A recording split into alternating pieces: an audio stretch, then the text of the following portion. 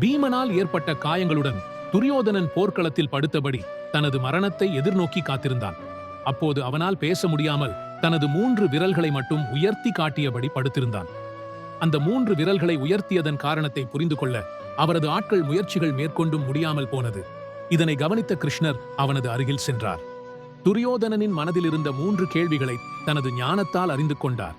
அவை அஸ்தினாபுரத்தை சுற்றி ஒரு கோட்டையை கட்டியிருந்தால், விதுரரை போரில் ஈடுபடச் செய்திருந்தால், துரோணரின் மரணத்திற்கு பிறகு அஸ்வதாமனை தளபதியாக ஆக்கியிருந்தால், ஒருவேளை போரில் என் பக்கம் வெற்றி கிட்டியிருக்குமோ என்று எண்ணினான். கிருஷ்ணர் அவனை பார்த்து, துரியோதனா, நீங்கள் அங்கு ஒரு கோட்டையை கட்டியிருந்தால் குதிரையை கொண்டு கோட்டையை தகர்க்க நகுலனிடம் அறிவுறுத்தியிருப்பேன்.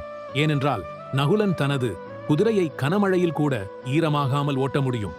நனையாமல் மட்டுமல்ல, ஒரு துளிக்கும் இன்னொரு துளிக்கும் இடையில் வேகமாக பயணிக்கவும் முடியும். விதுரரை போரில் பங்கேற்கச் செய்திருந்தால் நானும் போரில் ஈடுபட்டிருப்பேன் என்றான் கிருஷ்ணன்.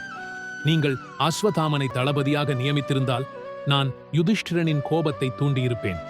யுதிஷ்டிரருக்கு கோபம் வந்தால் அவரது கண் பார்வையால் அனைத்தையும் எரிக்க முடியும்.